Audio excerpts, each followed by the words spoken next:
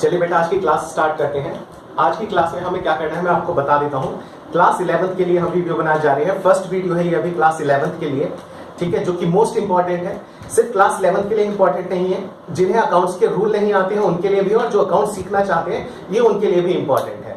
ठीक है, इस वीडियो के अंदर हम क्या क्या कवर करने वाले हैं मैं आपको बता देता हूं। गोल्डन रूल्स ऑफ अकाउंटिंग हम इसके अंदर डिस्कस करेंगे कि क्या है, कैसे हैं, कौन से 3 अकाउंट होते हैं गोल्डन रूल्स के, और उन 3 अकाउंट के अंदर कौन कौन से अकाउंट्स और आते हैं फर्दर, ठीक है, ताकि जब हम जर्नल एंट्री पास करें तो हमें उसके बारे में सारी प्रॉपर नॉलेज हो। ठीक है, और सेकंड थिंग अकाउंटिंग जो गोल्डन रूल्स है, real account, nominal account, personal account, उनके रूल्स ये बने कैसे हैं। ठीक है, जो अभी हम रूल्स पढ़ते हैं वो रूल्स क्रिएट कैसे हुए, हमें ये सब चीजें पढ़नी है। ठीक है बेटा, अपनी क्लास स्टार्ट करने से पहले हम एक चीज डिस्कस करते हैं कि जब हम अकाउंट्स पढ़ेंगे तो इसको हम एक रियल लाइफ से थोड़ा सा कोरिलेट करेंगे और एक लिंक बिठाएंगे उस रियल लाइफ से और अकाउंट्स के अंदर, सो दैट कि आपको चीजें थोड़ी इजीली समझ में आने लग जाए। ठीक है, क्योंकि आपको थोड़ा एफर्ट स्टार्टिंग में लगाना पड़ेगा। फर्स्ट टाइम आपके पास ये सब्जेक्ट आया है अकाउंटेंसी, न्यूमेरिकल है, बहुत सारे कॉन्सेप्ट्स हैं। ठीक है, बिल्कुल ये प्रैक्टिकल लाइफ के ऊपर एप्लीकेबल होता है। बिना अकाउंट्स के कहीं पे भी कोई भी काम नहीं होता है। हर ऑर्गेनाइजेशन के अंदर अकाउंटेंसी का यूज होता ही है। ठीक है, तो एक एग्जांपल हम लेते हैं और फिर उसको कोरिलेट करके फिर करना स्टार्ट करते हैं। ठीक है, सबसे पहले बेटा हम जो एग्जांपल ले रहे हैं हम एक चीज मानकर चलते हैं। बड़ा ही सिंपल सा एग्जांपल है। जैसे मैं मान लेता हूं कि 2 लड़के हैं, 2 बच्चे हैं, एक है कौन ए और एक है बी। मैं मान लेता हूं जो ए है, ये जो बच्चा है ये ब्लूम पब्लिक स्कूल में पढ़ता है। किसमें? Bloom public school. ठीक है, अच्छा ये जो सेकंड बॉय है ये कौन से स्कूल में पढ़ता है? हम इसे मान के चल लेते हैं ये पढ़ता है LK international school. LK international school. बेटा ये दोनों ही स्कूल गाजियाबाद के अंदर है। ठीक है, ब्लूम पब्लिक स्कूल हो गया और एलके इंटरनेशनल स्कूल हो गया। अब एक चीज समझने की आप कोशिश कीजिएगा। अब ये दोनों ही बच्चे कहीं घूम रहे थे, ठीक है, एक दूसरे को ये जानते नहीं है। ये बच्चे घूमते घूमते एक दूसरे से मिले और आपस में बात करने लग गए। मान लीजिए कहीं पे ट्रैवल कर रहे थे, बस मान लीजिए, आप ट्रेन मान सकते हैं कि ये साथ में ट्रैवल कर रहे थे और बैठकर आपस में बातें कर रहे थे। ठीक है, बड़ा ही सिंपल सा एग्जाम्पल है। ठीक है, अगर मान लीजिए मैं ये मान के चल रहा हूं 1 मिनट कि ए और बी ये दोनों ही ना बहुत ही वीक है स्टूडेंट। ठीक है, पढ़ाई में बहुत ज्यादा वीक है। अब ये दोनों जब आपस में मिले, बात करने लगे और मान लीजिए अगर ये पढ़ाई की बात करने लग जाए, अपनी स्टडीज की बात करने लग जाए, क्लास 10th की अभी इन्होंने एग्जाम दिया है, ये भी अभी क्या कहते हैं कि सिर्फ 11th क्लास में जस्ट अभी ये आए ही हैं। ठीक है, अगर ये दोनों जस्ट अभी 11th क्लास में आए हैं, यूं ही बात करने लगे कि आप कहाँ पे रहते हो भाई, तू कहाँ रहता है, क्या करता है, ठीक है, इस तरीके से करके फिर ये कहेंगे अच्छा तो भाई 10th में कितनी परसेंटेज आई थी तुम्हारी। अगर मान लो कुछ इस तरीके से इनकी आपस में बात होनी शुरू हो जाए तो क्या होगा? तो एक बात बताओ, अगर मैं कहूं दोनों ही नालायक हैं, मैं एक तरीके से मान के चल लेता हूं इसकी भी 40% आई थी और इसकी भी 40%। ठीक है, लेकिन क्या ए कभी बी से ये कहेगा कि भाई मैं तो बहुत नालायक हूं, मेरे तो खाली 40% आए थे? या फिर बी कभी ये बात बोलेगा कि भाई मैं तो बहुत ज्यादा नालायक हूं, मेरे 40% आए थे? नहीं। ठीक है, मैं एक चीज को ये मान के चल रहा हूं और आपको भी पता है कि अगर आप कभी फर्स्ट टाइम किसी से मिलेंगे, अगर आपके अंदर कोई चीज नेगेटिव है, या तो नेगेटिव है या तो आप वीक है। वीक होना कोई नेगेटिव पॉइंट नहीं होता है। वो बच्चे नालायक की करते हैं थोड़ा सा और वो पढ़ते नहीं है, इसलिए वो थोड़े वीक रह जाते हैं, मार्क्स कम आ जाते हैं। ठीक है ना, तो हम मान के क्या चल रहे हैं कि इन दोनों ने नालायकी करी थी, पढ़ाई नहीं करा था और जिसकी वजह से इनके परसेंटेज बहुत कम आ गए। लेकिन क्या ये एक दूसरे को अपनी चीजें बताएंगे कि नहीं हम नालायक हैं, हम पढ़ते नहीं है और हमारे मार्क्स बहुत कम आए हैं? नहीं बेटा, कोई अपने बारे में कोई भी ये चीज नहीं बोलेगा कि हाँ हम नालायक हैं, हम ऐसे हैं, हम ऐसे हैं। ये दोनों एक दूसरे से अपनी तारीफें करते भी थकेंगे। कहेंगे भाई मेरे को तो सब आता था, 10th क्लास में मेरी 80% आई थी। ये कहेगा भाई मेरे को भी सब आता था, मेरी तो 85% आई थी। ऐसे ही ये दोनों एक दूसरे को ऐसे फेंकने में लगाए रखेंगे। ठीक है, लेकिन एक बात बताओ, इन दोनों को सच्चाई कैसे पता चलेगी? ठीक है, तो मैं एग्जांपल मान लेता हूं, अगर इन दोनों का रिजल्ट ये एक दूसरे अगर देख लेंगे तो इन्हें एक दूसरे की सच्चाई पता चल जाएगी या नहीं पता चल जाएगी? ठीक है, अच्छा रिजल्ट देखेंगे तो पहली चीज कि पहला इन्होंने रिजल्ट देखा और सेकंड थिंग वो रिजल्ट इनको पता भी हो कि रिजल्ट को देखा कैसे जाता है, उसको देखकर समझा कैसे जाता है।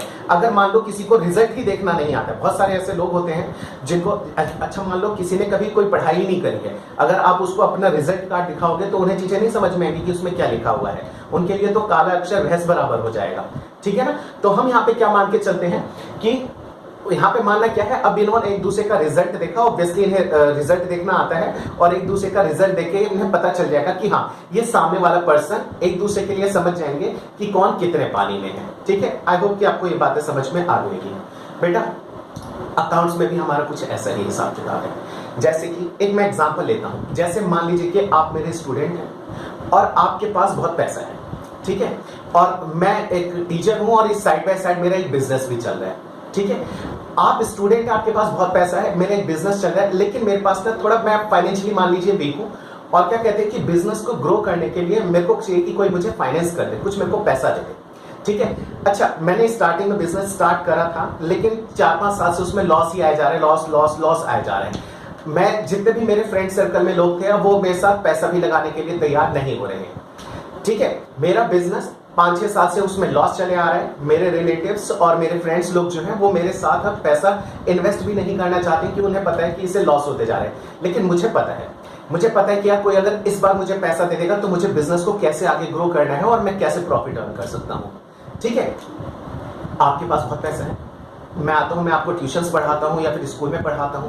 अब हुआ क्या कि आप लोगों ने मुझसे ये कहा कि सर, आपको पता नहीं था कि मेरा बिजनेस है, आपने मेरे से ये कहा कि सर हमारे पास पैसा है और हम पैसे को इन्वेस्ट करना चाहते हैं, कोई अच्छा बिजनेस बताइए जहां पे हम अपना पैसा इन्वेस्ट कर सकें और हम अच्छा खासा डिविडेंड या फिर प्रॉफिट हमें मिल सके। क्योंकि जब हम किसी बिजनेस में जब पैसा लगाते हैं तो वहां से हमें रिटर्न मिलता है। ठीक है, तो एक बात सोचिएगा बहुत ध्यान से, अगर आपको नहीं पता कि मेरा कोई बिजनेस चल रहा है, और मेरा बिजनेस भले ही चाहे कितना भी लॉस में चल रहा हो, ठीक है, आपको तो नहीं पता कि मेरा बिजनेस है और आपको पैसा इन्वेस्ट करना है, और आपने ये बात सीधे मेरे से आके पूछी, तो मेरा रिप्लाई आपके लिए क्या होगा? मैं क्या आपसे कभी ये बात बोलूंगा कि हाँ मेरा कोई बिजनेस है लेकिन बहुत ज्यादा डूब रहा है, एक काम करो मेरे बिजनेस में लगा लो? नहीं, मैं आपसे ये नहीं कहूंगा कि मेरा बिजनेस डूब रहा है और मेरे बिजनेस में लगा लो। मेरे को पता है कि अगर मैंने आपसे ये कह दिया कि मेरा बिजनेस डूब रहा है, लॉस में जाया जा रहा है, पिछले 4-5 साल से उसमें हर साल लॉस होता आ जा रहा है, ठीक है, और मेरे को कोई ऐसा पर्सन चाहिए जो मेरे बिजनेस में इन्वेस्ट कर दे, ठीक है, अगर ये सारी सच्चाई मैं आपको बता दूंगा तो आप कभी भी मेरे बिजनेस में पैसा इन्वेस्ट नहीं करेंगे। ठीक है, तो फिर क्या करें कि आप मेरी कंपनी में पैसा इन्वेस्ट कर दो? बेटा मैं आप लोगों से बोलूंगा झूठ। मैं आपसे क्या कहूंगा कि मेरा एक बिजनेस है और बहुत ग्रो कर रहा है, ठीक है, तो आप कहोगे अरे सर हमें तो पता ही नहीं था, आपने पहले बताया नहीं आपका बिजनेस है। मैं कहा हाँ मेरा तो बहुत अच्छा बिजनेस है, बहुत अच्छा ग्रो कर रहा है। तो आप लोग क्या कहोगे, ठीक है सर एक काम करो, मेरा पैसा अपने ही बिजनेस में लगा दो। ठीक है ना बेटा, अब मैं 2 चीजों को लिंक करने जा रहा हूं। स्टार्टिंग में आपको याद है मैंने AB का एग्जाम्पल लिया था। A और B ने एक दूसरे से खूब झूठ बोला था, लेकिन वो कैसे पकड़े गए थे? अगर उनको अगर पकड़ना हो तो कैसे पकड़ेंगे? इनका अगर रिजल्ट ये एक दूसरे अगर देख लेंगे तो पकड़े जाएंगे कि हाँ कौन कितना सच बोल रहा है, कौन कितना झूठ बोल रहा है। ध्यान से सुनना, रियल लाइफ में, स्टूडेंट लाइफ में अगर हम एक दूसरे का रिजल्ट देखेंगे तो हमें पता चल जाएगा कि कौन झूठ बोल रहा था और कौन सच बोल रहा था। बेटा ठीक उसी तरीके से जैसे स्कूल में बच्चों का रिजल्ट आता है, ठीक उसी तरीके से जितनी भी कंपनीज होती हैं उनका भी रिजल्ट निकल के आता है। हाँ जी, एनुअली निकल के आता है, जैसा आपका फाइनल रिजल्ट निकलता है, कंपनी का भी फाइनल रिजल्ट निकल के आता है। आपका जो फाइनल रिजल्ट आता है उसे आप फाइनल रिजल्ट बोलते हो, ठीक है, और जो कंपनी का फाइनल रिजल्ट निकल के आता है उसे हम कंपनी फाइनल अकाउंट के नाम से जानते हैं। ठीक है, बस ये नाम को थोड़ा थोड़ा इंटरचेंज करते रहना साथ के साथ। क्या आपका फाइनल रिजल्ट और कंपनी के अंदर जो निकल के आता है उसे हम क्या बोलते हैं? उसको हम बोलते हैं फाइनल अकाउंट। आई होप कि आपको इतनी बातें समझ में आ गई होंगी। आगे करते हैं। अच्छा एक बात बताइए, जो आपकी मार्कशीट है, आपका जो रिजल्ट है, उसके ऊपर टीचर ने मार्क्स कैसे लिखे होंगे? अगर मान लीजिए इनके 40% आए हैं, 5 सब्जेक्ट के एवरेज है 40%, अगर मान लीजिए किसी में आए होंगे मान लीजिए 50, किसी में 39 आए होंगे, किसी में 38, किसी में 35, इस तरीके से कर आके ये 40% बने हैं। बहुत ध्यान से सुनना, वो टीचर ने मार्क्स कैसे दिए होंगे? अपनी इच्छा से कुछ भी दे दिए होंगे? हाँ जी, अपनी इच्छा से तो नहीं दिया होगा।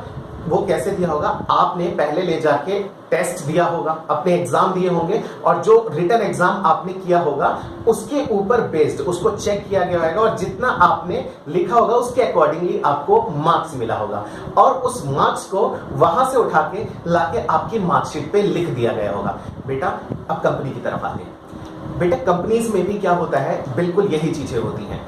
क्या होता है कि उनका टेस्ट नहीं होता है, लेकिन हाँ ड्यूरिंग द ईयर हम बहुत सारी चीजें करते हैं, कई सारे खर्चे करते हैं, कई सारी इनकम भी हमें रिसीव होती है और उन सबका एक नेट इनकम हम निकाल देते हैं। ठीक है, तो जैसे मैं यहाँ पे एग्जांपल मान के चल लेता हूँ, रिजल्ट के केस में दो चीजें, एक तो आपकी टेस्ट कॉपीज हो गई और सेकंड आपका क्या हो गया, रिजल्ट हो गया। ठीक उसी तरीके से हम फाइनल अकाउंट के दो पार्ट मान के चल रहे हैं। बेटा होते चार पार्ट से, लेकिन अभी हमें उसके बारे में बिल्कुल नहीं पढ़ना। क्लास 11 आपको सिर्फ बेसिक चीजें पढ़नी है, ठीक है, ताकि आपको अकाउंटेंसी अभी समझ में आए। अकाउंट्स के दो पार्ट हम मान के चलते हैं, और वो अकाउंट के कौन कौन से दो पार्ट हैं? बेटा अकाउंट्स के दो पार्ट कहने का मेरा मतलब ये है कि जो हमारा फाइनल अकाउंट आएगा उस फाइनल अकाउंट के हम दो पार्ट मान के चल रहे हैं। ठीक है, चलिए शुरू करते हैं।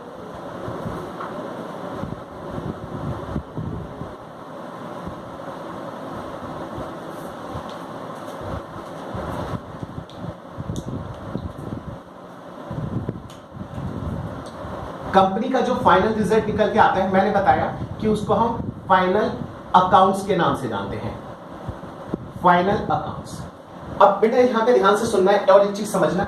बेटा फाइनल अकाउंट के अंदर मैंने आपसे कहा है, आप मान के चलो कि फाइनल अकाउंट के दो पार्ट्स होते हैं। क्लास 11 में अभी हमें सिर्फ इतना ही डिस्कस करना है, ठीक है। अच्छा, फाइनल अकाउंट के कौन कौन से दो पार्ट होते हैं? इवन जो भी सीखना चाहता है, अगर सब कुछ एक साथ हौच पौच कर देंगे तो चीजें समझ में नहीं आएंगी, ठीक है। फाइनल अकाउंट के जो दो पार्ट होते हैं, एक इसके एक पार्ट का नाम होता है हमारा क्या, प्रॉफिट एंड लॉस अकाउंट। बेटा ये पी एंड एल है, पी बोले तो प्रॉफिट, एल का मतलब होता है loss, profit and loss account. और दूसरा होता है यहां पे हमारा बैलेंस शीट। बस इस चीज को आप समझते चले जाइए, आपको आप बहुत आसानी से चीजें समझ में आ जाएंगी। अकाउंट्स की फर्स्ट क्लास है हमारी क्लास 11 के लिए। फाइनल अकाउंट होते हैं, जैसे फाइनल रिजल्ट आता है स्टूडेंट्स का, वैसे कंपनी का जो निकल के आता है उसको हम फाइनल अकाउंट बोलते हैं। प्रॉफिट एंड लॉस अकाउंट और बैलेंस शीट। बेटा इसका एक एक और नाम होता है, मैं आपको बता देता हूं। प्रॉफिट एंड लॉस अकाउंट को इनकम स्टेटमेंट भी बोला जाता है। P&L अकाउंट का दूसरा नाम होता है इनकम स्टेटमेंट, और बैलेंस शीट का दूसरा नाम होता है पोजीशन स्टेटमेंट। अच्छा, इनका नाम पोजीशन स्टेटमेंट, बैलेंस शीट को क्यों बोलते हैं, P&L अकाउंट को हम इनकम स्टेटमेंट क्यों बोलते हैं, ये भी हम चीजें सीखेंगे। अभी धीरे धीरे सारी चीजें सीखेंगे। अभी तो मैंने सिर्फ आपको ये बताया, और इस चीज को आपको याद करना है, क्योंकि क्लास 11 में इवन किसी भी आप बड़े एग्जाम को जाएंगे देने के लिए तो उसमें पूछ लिया जाता है कि बैलेंस शीट का अनदर नेम क्या है, या फिर P&L अकाउंट को और क्या बोला जाता है। तो ये सारी बेसिक चीजें आपको ये चीजें याद करनी पड़ेगी। फाइनल अकाउंट जिसके दो parts, profit and loss account और बैलेंस शीट, आप इसके साथ के साथ नोट्स भी बना सकते हैं, ठीक है। P&L का दूसरा नाम होता है इनकम स्टेटमेंट, और बैलेंस शीट का दूसरा नाम होता है हमारा पोजीशन स्टेटमेंट। अब मैं इन दोनों को आपको थोड़ा सा डिटेल में समझाने वाला हूं, ठीक है। तो सबसे पहले हम बैलेंस शीट को समझते हैं, और उसके बाद हम P&L अकाउंट को समझते हैं, और उसके बाद सीधे हम अपने गोल्डन रूल्स के ऊपर आ जाएंगे और उसके ऊपर वर्क करना स्टार्ट करते हैं। हमारे फाइनल अकाउंट के दो पार्ट होते हैं, हमने अभी तक ये देखा था, जिसके कौन कौन से पार्ट होते हैं। एक होता है बैलेंस शीट, एक होता है हमारा P&L अकाउंट, ठीक है। अब मैं आपको इसके बारे में समझाता हूं, बैलेंस शीट के बारे में और P&L अकाउंट के बारे में, ठीक है। बेटा बैलेंस शीट क्या चीज होती है, क्या और कैसे होती है, हम वो चीज समझें।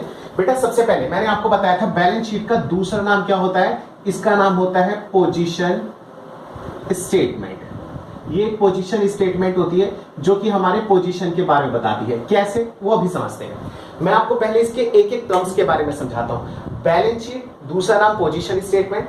बैलेंस शीट में हमेशा ये सब चीजें आपको याद थोड़ा करना पड़ेगा। बैलेंस शीट के राइट हैंड साइड पे आता है एसेट्स, और बैलेंस शीट के लेफ्ट हैंड साइड में आती है लायबिलिटीज। एसेट्स क्या होती है समझते हैं, लायबिलिटी क्या होती है समझते हैं। अभी फिलहाल इतना सिर्फ बैलेंस शीट इस तरीके से बनेगा हमारा, और उसके राइट हैंड साइड पे होंगे हमारे एसेट्स, और लेफ्ट में क्या होगा हमारा लायबिलिटीज होगा, और ये बीच में हमारे अमाउंट के कॉलम होंगे। इसके अंदर हम जो भी अमाउंट होगी इसकी, ये फिगर यहाँ पे हम नोट कर देंगे, ठीक है। अच्छा चलिए, अब इसके बाद मैं आपको बताता हूं एसेट। सबसे पहले एसेट का मतलब क्या होता है, एक एक चीज करके डिस्कस करते हैं। सबसे पहले बेटा हम समझते हैं कि एसेट्स किसको बोला जाता है। बेटा एसेट्स का मतलब होता है प्रॉपर्टी, ठीक है। जो भी कंपनीज की प्रॉपर्टी होती है हम उसको एसेट्स के नाम से जानते हैं। जैसे आपके घर में भी जो प्रॉपर्टी है, आपका घर क्या है आपके लिए, वो एसेट्स है। आपकी गाड़ी आपके लिए एसेट है, आपके फर्नीचर आपके लिए एसेट है। कोई भी प्रॉपर्टी जो आपके पास है वो आपके लिए क्या है, एसेट्स है, ठीक है। आपकी संपत्ति, आपकी प्रॉपर्टी को ही हम एसेट्स के नाम से जानते हैं अकाउंटेंसी के अंदर, ठीक है। अच्छा, इसकी मैंने कुछ एक लिस्ट बना रखी है, वो समझते हैं। अच्छा, एसेट्स का मतलब क्या होता है? प्रॉपर्टी। तो प्रॉपर्टी के अंदर कौन कौन सी चीजें आ जाएंगी? सबसे पहले कैश, हाँ जी हमारी प्रॉपर्टी है। बैंक बैलेंस है, प्रॉपर्टी है। डेटर्स, अच्छा ये डेटर्स क्या होता है, मैं आपको ये चीज समझा देता हूँ बेटा। डेटर ये होता है, जैसे मान लीजिए कि हमारा कोई एक शोरूम है, आप और मैं मान लीजिए साथ में बिजनेस कर रहे हैं, हमारा कोई शोरूम है और शोरूम में हम क्या करते हैं, कोई भी प्रोडक्ट सेल आउट कर रहे हैं, जैसे मान लीजिए फर्नीचर हम बेच रहे हैं, है ना। अब मान लीजिए कि हमारे पास कोई कस्टमर आया और कस्टमर ने हमसे सामान खरीदा और हमें बदले में पैसे दे दिए। बेटा जब पैसा हमें मिल जाएगा तो वो हमारे कैश का पार्ट बन जाएगा, ठीक है, वो हमारे लिए संपत्ति का पार्ट बन जाएगा। सेकेंड थिंग, अगर मान लीजिए कि उसने हमें कैश ना देकर हमें चेक दे दिया, ठीक है, एक चेक हमारे नाम से इशू कर दिया और ये कहा कि ये लो अपने पैसे, ठीक है ना, चेक के थ्रू उसने पेमेंट करी या फिर नेट बैंकिंग कर दी, तो उसे हम कहां पे नोट करते हैं? उसे हम नोट करते हैं बैंक के अंदर। अब उसको हम कैश में नहीं, अब उसको हम बैंक में नोट करेंगे। दोनों जगह कर देंगे तो डबल काउंटिंग हो जाएगा। हम लिख देंगे कि यहाँ पे भी 50,000 मिल रहे हैं, यहाँ पे भी 50, वो 1 लाख हो जाएगा, जो कि गलत है तो हमारे पास सिर्फ कितना 50,000 ही है, तो उसको हम बैंक के अंदर कंसिडर कर लेते हैं। बेटा ठीक उसी तरीके से हमारे कई बार जान पहचान वाले अगर कस्टमर आ जाते हैं और वो हमसे सामान लेते हैं, लेकिन वो कहते हैं कि अभी हम पैसा देने में असमर्थ हैं, हम आपको बाद में पैसा दे देंगे, ठीक है, तो हम उनको उधार पे सामान बेच देते हैं। और जिन भी कस्टमर्स को, बहुत ध्यान से मेरी लाइन सुनना, जो भी कस्टमर्स को हम उधार पे सामान बेचते हैं, वो उधार वाले कस्टमर्स को हम डेटर्स के नाम से जानते हैं, DEBTORS। बेटा यहाँ पे बी बिल्कुल साइलेंट होता है, इसको हम डेटर्स रीड करते हैं, ठीक है। तो डेटर का मतलब क्या हो गया? वो कस्टमर जिन्होंने हमसे उधार पे सामान खरीदा है, उनको हम इस लिस्ट में डाल देते हैं। अब हम उनको भी अपनी एक तरीके से प्रॉपर्टी इस तरीके से मान के चलते हैं कि उस पर्सन से हमें पैसा लेना है, ठीक है, तो उसको भी हम अपनी प्रॉपर्टी के लिस्ट के अंदर ही काउंट कर लेते हैं कि इतने लोगों से हमें इतना पैसा रिसीव करना है। नेक्स्ट आता है बिल्स रिसीवेबल। अब इस पॉइंट को भी हम थोड़ा सा समझते हैं। बिल रिसीवेबल का मतलब क्या होता है? बेटा बिल रिसीवेबल का मतलब ये होता है, ध्यान से सुनिएगा, जैसे अभी मैंने क्या कहा कि एक हमारी जान पहचान का पर्सन आया और उसको हमने उधार पे सेल कर दिया। बेटा चलिए जान पहचान का आया था, हमने उधार पे सेल कर दिया। कई बार कुछ लोग ऐसे आ जाते हैं जो कि पैसा देने के टाइम पे वो मुकर जाते हैं। तो मान लीजिए कोई ऐसा कस्टमर आया और उसने कहा कि हमें उधार पे सामान दे दो, लेकिन हमें पता है उसकी आदत कि वो बाद में मुकर जाएगा, वो कहेगा कि मैंने आपसे कभी ऐसा सामान खरीदा, ठीक है। तो उस कंडीशन में हम क्या करते हैं कि ऐसे लोगों से हम एक रिटर्न में एग्रीमेंट करा लेते हैं, रिटर्न में हम उनसे ले लेते हैं। तो रिटर्न पे जिस पेपर के ऊपर वो हमें लिख के देंगे, ठीक है, कि स्टैम्प पेपर पे हम लिखवा लेते हैं, तो उसको हम बिल का नाम दे देते हैं और उस बिल के ऊपर हमें पैसा रिसीव करना होता है, तो इसका नाम हम रख देते हैं बिल्स रिसीवेबल, ठीक है। एक बार फिर से मैं रिपीट करता हूं, ध्यान से समझना। एक कस्टमर आया, उसने सामान खरीदा और बदले में हमें पैसे दिए, कैश। कस्टमर आया, सेकंड कस्टमर, और उसने क्या करा, हमसे सामान खरीदा और बदले में उसने हमें चेक दे दिया, ये नेट बैंकिंग, तो बैंक में हम उसको काउंट कर लेंगे। एक कस्टमर आया और हमने उसको उधार पे सामान बेच दिया, तो हम उसको डेटर में काउंट करेंगे। एक कस्टमर आया, हमने उसको उधार पे तो सामान बेचा ही, लेकिन साथ के साथ हमने उससे रिटर्न में ले लिया। जब रिटर्न में ले लेंगे तो वो बीआर का पार्ट बन जाएगा। बेटा दोनों जगह काउंट नहीं करते हैं, किसी एक जगह हम काउंट करेंगे। और ये जो बीआर है, इसके लिए हमें एक अलग से पूरा चैप्टर पढ़ना है, बिल ऑफ एक्सचेंज क्लास 11 के अंदर ही हुआ है, ठीक है, वहां पे बहुत जाके डिटेल में हम समझेंगे। आई होप कि आपको ये 4 चीजें समझ में आ गई। हम आगे करते हैं फर्नीचर। हाँ जी, हमारे जो फर्नीचर्स होते हैं वो हमारे लिए एसेट का पार्ट है, हमारी संपत्ति है, वो कई सालों तक हम उसको यूज करते रहेंगे। वन टाइम इन्वेस्टमेंट एक तरीके से होता है और एक बार इन्वेस्टमेंट करने के लिए कई सालों के लिए हम फ्री हो जाते हैं। बिल्डिंग हमारी एसेट्स है, हमारी बिल्डिंग। मशीनरी, हमारे पास मशीन है, उसके ऊपर काम चल रहा है, एक बार हमने खरीदा और कई सालों तक उस पर हमारा काम चलता रहेगा, ये भी हमारे लिए एसेट है। बेटा ये कुछ एसेट्स की लिस्ट है, ठीक है। और एसेट्स का मतलब क्या होता है, मैं वो यहाँ पे आपको लिख के देता हूँ। एसेट्स का मतलब होता है प्रॉपर्टीज, ठीक है। किसकी प्रॉपर्टी? जिसकी भी एसेट्स हैं उसकी प्रॉपर्टी हो जाएगी। आपके पास भी बहुत सारे एसेट्स हैं, आपके घर पे हैं, ठीक है, आपका घर है, आपके घर में फर्नीचर है, ठीक है, वो सब आपके लिए क्या है, एसेट्स है। आपका व्हीकल जो है वो आपके लिए क्या है, एसेट्स है। बाइक है, कार है, वो सब आपके लिए क्या है, एसेट्स है। सेकंड आता है लायबिलिटीज। अच्छा, लायबिलिटीज का मतलब क्या होता है, मैं आपको ये बता देता हूँ। बेटा लायबिलिटीज का मतलब होता है बर्डन, ठीक है। अच्छा, बर्डन बोले तो बोझ, यानी कि हमने अगर किसी से पैसा उधार पे ले रखा है, ठीक है, अगर हमने किसी से पैसा उधार पे ले रखा है तो वो हमारे लिए बोझ बन जाता है और ये रहता है कि उसका पैसा हमें वापस करना है, वापस करना है, वापस करना है। ये चीज हमारे माइंड में घूमती रहती है। ठीक है। तो बैलेंस शीट के राइट हैंड साइड पे आती है संपत्ति और लेफ्ट हैंड साइड में आ जाती है लायबिलिटीज। लायबिलिटीज का मतलब बोझ। अच्छा, एक चीज मैं आपको और समझाता हूं, बोझ की हम लिस्ट पढ़ते हैं और उसको समझने की कोशिश करते हैं। बेटा यहां पे मैंने सबसे पहले लिखा है कैपिटल।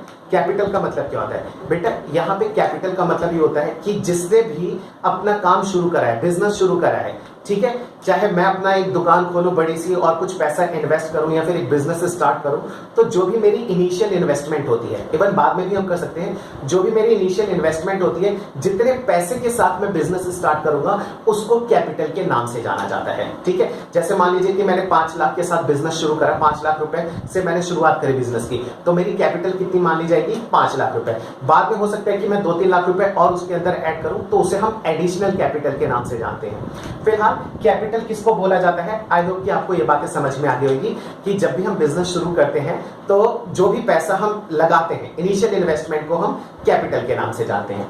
बेटा जैसे मान लेते हैं, मैंने यहाँ पे 5 लाख का ही एग्जांपल ले लेता हूँ, 5 लाख, ठीक है। अच्छा, कई बार क्या होता है कि कोई ड्राइंग्स होती है तो उसमें से लेस हो जाता है। अच्छा, ये ड्राइंग्स क्या होता है उसको समझते हैं। बेटा जब हम कोई बिजनेस करते हैं तो हम सोनली उसी के ऊपर डिपेंडेंट हो जाते हैं, ठीक है। अब मैंने 5 लाख रुपए बिजनेस में लगा दिए, अब मैं पूरे टाइम पे बिजनेस करता रहता हूं, लेकिन मेरे घर का खर्चा कैसे चलेगा? मेरे पर्सनल एक्सपेंडिचर्स हैं, मैं उसको कहां से मीट करूंगा? ठीक है, तो हम कई बार क्या करते हैं, अपने बिजनेस से ही थोड़ा सा पैसा विड्रॉ कर लेते हैं। विड्रॉ का मतलब निकालना, बिजनेस से ही हम पैसा निकाल लेते हैं, ठीक है। और जब बिजनेस से हम पैसा निकालते हैं तो उसको हम ड्रॉइंग्स के नाम से जानते हैं, ठीक है। मैंने जो बिजनेस में पैसा लगाया कैपिटल, और जो मैंने निकाल लिया पैसा उसको हम किस नाम से जानते हैं? ड्रॉइंग्स। याद रखना, जो भी मालिक है, मालिक से रिलेटेड 2 अकाउंट हम नॉर्मली बनाते हैं, ठीक है। मालिक से रिलेटेड नॉर्मली हम 2 अकाउंट बनाते हैं, एक कैपिटल अकाउंट और एक ड्रॉइंग्स अकाउंट। बिजनेस में अगर मालिक कुछ भी लेकर आ रहा है, चाहे पैसा लेकर आए, चाहे कोई प्रॉपर्टी लेकर आए, उसे हम कैपिटल मान के चल लेंगे, ठीक है। और अगर वो बिजनेस से कुछ भी लेके जा रहा है, चाहे बिजनेस से कुछ सामान भी घर पे लेके जा रहा है, तो उसको भी हम ड्रॉइंग्स के नाम से जानते हैं। अगर कैपिटल 5 लाख की और मान लीजिए कि वो 50,000 रुपए मालिक जो है अपने घर के खर्चे के लिए निकाल के लेके चला गया, तो उसको हम यहाँ पे माइनस करके क्या लिख देते हैं? 4,50,000, यानी कि अब मालिक का पैसा कितना है? 4,50,000। बेटा अब यहां से आपको एक चीज और समझ में आ जाएगी, क्या? कि ये जो 4,50,000 रुपए, बहुत ध्यान से सुनना, ये जो बैलेंस शीट बन रही है ये कहां बन रही है? ये बिजनेस में बन रही है। और बिजनेस में जब बैलेंस शीट बन रही है तो आपने देखा लायबिलिटी, लायबिलिटी का मतलब बर्डन, बर्डन की तरफ सबसे पहले किसका पैसा लिखा गया है? मालिक का पैसा लिखा गया है। आप यहां से एक चीज समझ सकते हैं, क्या? यहां से आपको एक चीज समझ में आ जानी चाहिए कि बिजनेस ये कहता है कि मेरे लिए अपना सगा कोई भी नहीं है, इवन मालिक भी अगर कोई पैसा लगा रहा है तो वो भी मेरे सर पे बोझ है और वो पैसा मुझे एक दिन मालिक को रिटर्न करना है। प्लीज इस बात को आप याद रखिएगा, इसको आगे चल के भी हमें थ्योरेटिकली पढ़ना है, बहुत अच्छा कॉन्सेप्ट है इसका, ठीक है। लेकिन आज से एक चीज समझ जाना, क्या? अगर बिजनेस में कुछ पैसा लगाया, ठीक है, उसका मालिक भले ही लगा रहा है, लेकिन बिजनेस के लिए वो मालिक का लगाया हुआ पैसा भी उसके लिए बोझ ही होता है, ठीक है। क्यों? क्योंकि बिजनेस अलग होता है और मालिक अलग होता है, ये दोनों अलग अलग माने जाते हैं, ठीक है। चलिए आगे समझते हैं। सेकंड मैंने लिखा है यहाँ पे क्रेडिटर्स। सबसे पहले कैपिटल, फिर हम पढ़ते हैं क्रेडिटर्स। क्रेडिटर्स कौन होते हैं? बेटा जैसे हमने यहाँ पे डेटर्स पढ़ा था, डेटर कौन होते हैं? डेटर हमारे कस्टमर्स होते हैं जिनको हमने उधार पे सामान बेचा था, ठीक है। ठीक उसी तरीके से जब हम किसी से सामान खरीदने के लिए जाते हैं अपने सप्लायर्स के पास, फर्नीचर का शोरूम था, हम गए सामान खरीद के ला रहे थे, तो हमारे पास अभी पैसा नहीं था, तो हमने क्या किया कि हम सामान लेकर जा रहे हैं, जब 2-3 महीने में, साल में नहीं, 2-3 महीने में जब सेल हो जाएगी तो हम आपका पैसा धीरे धीरे दे देंगे, ठीक है। ऐसी सब चीजें चलती हैं बिजनेस में, ठीक है। तो जब मैंने उधार पे सामान खरीदा तो वो मेरे लिए क्या बन जाएगा? बर्डन बन जाएगा। और वो पर्सन मेरे लिए क्या कहलाएगा? वो सारे सप्लायर्स, उन सभी सप्लायर्स को मैं क्या बोलता हूं? कलेक्टिवली क्रेडिटर्स के नाम से हम उसको जानते हैं। आई होप कि आपको ये बात समझ में आ रही होगी। नेक्स्ट करते हैं बिल्स पेबल। बेटा बिल रिसीवेबल हमने यहाँ पे करा था। बीआर क्या होता है? बीआर वो होता है जब हमें किसी के ऊपर विश्वास नहीं है तो हम उससे लिखवा लेते हैं, और सिर्फ बात विश्वास की नहीं होती, बात होती है रिटर्न एग्रीमेंट रहेगा तो बाद में जाके कोई प्रॉब्लम नहीं होगी, कोई लड़ाई नहीं होगी आपस में, ठीक है, क्योंकि एक रिटर्न प्रूफ रहेगा। ठीक उसी तरीके से हमने किसी और से लिखवाया था, हो सकता है कि किसी दूसरे डीलर के पास दूसरे तरीके के फर्नीचर में लेने गया तो उसने मुझसे चीजें लिखवा ली थी, यानी कि मुझे भी उसको रिटर्न में लिख के देना पड़ा था और मेरे को अपने साइन करके उसको देने पड़े थे, उस बिल को एक्सेप्ट करना पड़ा था। ध्यान से सुनना, जिस बिल के ऊपर मुझे पैसा देना पड़ेगा वो मेरी लायबिलिटी है, उसका नाम होता है बिल्स पेबल, और जिस बिल के ऊपर मुझे पैसा रिसीव करना है उसको हम बिल्स रिसीवेबल बोलते हैं। ठीक है, अच्छा नेक्स्ट आता है बैंक ओवरड्राफ्ट।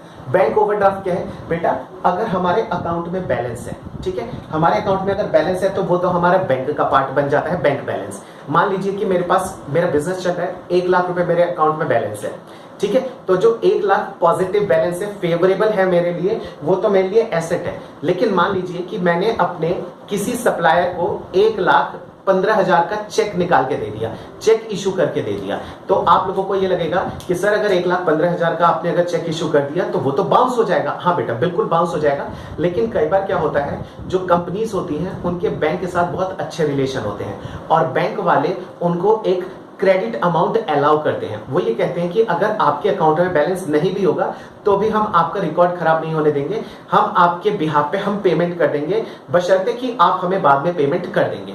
बिल्कुल उनको पेमेंट करनी पड़ती है। ठीक उसी तरीके से जब मैंने अपने सप्लायर को 1,15,000 का चेक दिया था और मेरे अकाउंट में सिर्फ 1 लाख रुपए बैलेंस थे, तो मेरे बैंक वाले ने पैसे जो पेमेंट थी वो रोकी नहीं, बैंक ने पेमेंट कर दी 1,15,000, लेकिन अब जो मेरा बैंक बैलेंस है वो नेगेटिव बैंक बैलेंस हो गया। कितने से? 15,000 से। और वो नेगेटिव 15,000 का बैंक बैलेंस अब मेरे लिए एसेट, मेरे लिए प्रॉपर्टी नहीं रहा, अब वो मेरे लिए क्या बन चुका है? लायबिलिटी बन चुका है, यानी मेरे लिए बोझ बन चुका है, और उसी को हम बैंक ओवरड्राफ्ट के नाम से जानते हैं। ओवरड्राफ्ट का मतलब होता है कि जितना अकाउंट में बैलेंस है अगर उससे ज्यादा विड्रॉवल होता है तो जितना भी नेगेटिव में वो पहुंचता है उसे ही हम बैंक ओवरड्राफ्ट बोलते हैं। फिर मैंने लिखा है नेक्स्ट बैंक लोन। बेटा ये लिस्ट बहुत लंबी चौड़ी होती है, मैंने आपको सिर्फ यहाँ पे मोटा मोटा ये चीज समझा दिया है, मेन चीजें मैंने उठाई है कि आप चीजें कर पाओ। ठीक है, फिर आता है हमारा बैंक लोन। अच्छा, बैंक लोन का मतलब क्या होता है? बैंक लोन का मतलब ये होता है कि बिजनेस रन करने के लिए हमें कई बार लोन की रिक्वायरमेंट होती है। बेटा दोनों ही अलग अलग पॉइंट है, ठीक है, काम एक ही हो रहा है, फाइनेंस का काम हो रहा है, लेकिन दोनों ही बिल्कुल अलग है। ये है हमारा नेगेटिव बैलेंस है, थोड़ा सा समझने की कोशिश करना। बैंक ओवरड्राफ्ट भी बैंक बैलेंस है बट नेगेटिव बैंक बैलेंस है, और जो बैंक लोन है ये हमारे लिए एक लोन का पार्ट हो जाता है। इतनी बात समझ में आ गई? तो इतनी चीजें मैंने आपको बताई हैं जिसके ऊपर आपको बहुत अच्छे से फोकस करना है, समझना है। अगर इतनी टर्म्स आपको समझ में आ जाती हैं तो आगे का काम करना हमारे लिए बहुत ज्यादा आसान हो जाएगा। अभी ये चीज खत्म नहीं है, अभी बहुत मोस्ट इंपॉर्टेंट चीजें इसके अंदर रह गई हैं जो कि मैं अभी आपको बताने जा रहा हूं। बेटा मैंने अभी आपको सिर्फ बताया बैलेंस शीट का दूसरा नाम पोजीशन स्टेटमेंट, ठीक है। अच्छा आप ध्यान से सुनो, आपको एक चीज मैं और बता देता हूं कि ये जितने भी अमाउंट हैं इसके अमाउंट हमने इसके सामने सामने लिख दिए, एट लास्ट जाके ये दोनों हम क्या करते हैं, यहां पे टोटल करते हैं। ठीक है, याद रखना बैलेंस शीट का जो टोटल है, कौन सा टोटल? इसके एसेट्स के अमाउंट का टोटल, बैलेंस शीट के लायबिलिटीज का अमाउंट का टोटल। बेटा ये टोटल चाहे कुछ भी हो जाए, ये टोटल चाहे कुछ भी हो जाए, ये हमेशा आपस में इक्वल ही रहेंगे। ठीक है, ये दोनों हमेशा लाइफ टाइम क्या होगा, इक्वल ही निकल के आएगा। अगर ये मान लीजिए इक्वल निकल के नहीं आया, इट मींस कि हमने अकाउंट्स के अंदर कुछ ना कुछ मिस्टेक करी है। ठीक है, तो एक बात हमेशा याद के रखना, क्या? बैलेंस शीट हमेशा इक्वल आती है। इसके आगे भी एक कॉन्सेप्ट है और इसके ऊपर पूरा एक अलग से हमें चैप्टर भी पढ़ना होगा जिसे हम अकाउंटिंग इक्वेशन के नाम से जानते हैं। ठीक है, तो इस चीज को मान के चलना क्या कि total liabilities is equals to total assets. इसका हम एक अकाउंटिंग इक्वेशन बना देते हैं। कैसे? हम यहां पे लिखेंगे total assets is equals to total of liabilities. I hope कि आपको ये बात समझ में आ गई होगी। ठीक है, मैंने क्या बताया, इन दोनों का टोटल हमेशा इक्वल आना चाहिए, एक पैसे से भी गड़बड़ नहीं आनी चाहिए। इट मींस कि हमने अकाउंट्स में कुछ गड़बड़ करा है। अच्छा, अब मैंने इसको मैथमेटिकली लिख दिया, टोटल एसेट्स जो है वो टोटल लायबिलिटीज के बराबर होते हैं। अब मैं इसको थोड़ा सा और तोड़ने की कोशिश करता हूं। Total assets is equals to, मैं टोटल लायबिलिटी को बेटा दो पार्ट्स में डिवाइड कर देता हूं, एक तो मालिक का पैसा और एक बाहर वालों का पैसा। ठीक है, एक तो मालिक का पैसा और दूसरा बाहर वालों का पैसा। मालिक का पैसा क्या है? कैपिटल। कैपिटल कितना है? 4,50,000 नेट की मैं बात कर रहा हूं, है ना। यानी कि मैं टोटल लायबिलिटीज को क्या लिख सकता हूं? Capital plus liabilities. यहां पे क्या निकल के आ जाएगा? Capital plus liabilities. बेटा ये जो मैंने फॉर्मूला लिखा है, ये फॉर्मूला मैं आपको बता देता हूं क्या है। इसके ऊपर अलग से एक चैप्टर है हमारा अकाउंटिंग इक्वेशन का। इसे हम बोलते हैं अकाउंट्स की इक्वेशन है ये, अकाउंटिंग इक्वेशन। अगर कोई आपसे पूछता है कि अकाउंटिंग इक्वेशन क्या होती है, तो आप उसको बता सकते हो टोटल एसेट जो होता है वो कैपिटल और लायबिलिटी के हमेशा इक्वल होता है। ये हमारी अकाउंट्स की इक्वेशन बन जाती है। अच्छा, मैंने आपसे कहा था बेटा ये एक पोजीशन स्टेटमेंट है। इसका नाम पोजीशन स्टेटमेंट क्यों है, उस चीज को हम समझते हैं। बेटा पोजीशन का मतलब क्या होता है? ठीक है, एक लैंग्वेज हम यूज करने वाले हैं लेवल, किसी की औकात, है ना। अगर मैं ये कह दूं कि ये कंपनी की बैलेंस शीट है और इस बैलेंस शीट की यानी कि कंपनी की प्रॉपर्टी का मैं टोटल करूं तो यहां पे निकल के आ रहा है 15 लाख। ठीक है, यहां पे 15 लाख टोटल आ रहा है। अब ध्यान से सुनिए, cash, bank, debtor, BR, furniture, building, machinery सब टोटल कर दिया और उस कंपनी का टोटल सिर्फ 15 लाख रुपए निकल के आ रहा है। बेटा 15 लाख का सामान तो आजकल आपको हर गली के दुकान के अंदर मिल जाएगा। तो आप लेवल एक तरीके से पता कर सकते हो कि कंपनी कितनी बड़ी है। ठीक है, ठीक उसी तरीके से अगर मैं कह दूं कि एक दूसरी कंपनी है जिसकी एसेट्स का टोटल कितना निकल के आ रहा है, मैं कह रहा हूं उसका टोटल निकल के आ रहा है 15,000 करोड़। ठीक है, 15,000 करोड़ अगर उसकी एसेट्स का टोटल आ रहा है तो आप अंदाजा लगा सकते हो कि कितनी बड़ी कंपनी होगी, उसके पास कितने ज्यादा इन्वेस्टमेंट्स होगी, कितने ज्यादा उसके पास प्रॉपर्टीज होंगी। तो एक तरीके से ये लेवल बता रहे हैं। मैं ये चीजें आपको समझाने के लिए बता रहा हूं ताकि आपको ये नाम याद हो जाए। तो ये पोजीशन के बारे में बैलेंस शीट बताता है, इसलिए हम इसको पोजीशन स्टेटमेंट बोलते हैं। बैलेंस शीट का दूसरा नाम पोजीशन स्टेटमेंट। कुछ चीजें जो आपको यहां से बिल्कुल याद करनी है, भूलना नहीं है। टर्म्स आपको याद हो गई, आपको फॉर्मेट याद हो गया कि बैलेंस शीट के लेफ्ट में लायबिलिटीज, राइट में एसेट्स आता है। आपको ये याद हो गया होगा कि बैलेंस शीट के एसेट्स और लायबिलिटी हमेशा इक्वल आते हैं और वहीं से हमारी बनती है अकाउंटिंग इक्वेशन। अच्छा, आपको एक चीज और याद हो गई होगी, नहीं याद नहीं हुई है, अब हम उसको डिस्कस करते हैं। बेटा मोस्ट इंपॉर्टेंट है, जो हमारी लायबिलिटीज होती हैं, ये जितनी भी लायबिलिटीज हैं, इन सभी लायबिलिटीज का जो नेचर होता है, बेटा हम जो इसके बाद क्वेश्चन करने वाले हैं वो इसके नेचर के ऊपर ही डिपेंड करता है। याद रखना, लायबिलिटीज का जो नेचर होता है वो होता है डेबिट। क्या? लायबिलिटीज का नेचर होता है डेबिट। ये आपको याद रखना है, भूलना नहीं है किसी भी कीमत पे। और जो एसेट्स, अरे बेटा एक चीज गलत कर देना है, डेबिट नहीं क्रेडिट। लायबिलिटीज का नेचर होता है क्रेडिट और एसेट्स का नेचर होता है डेबिट। ठीक है, ये चीज आपको कभी नहीं भूलनी है। क्या?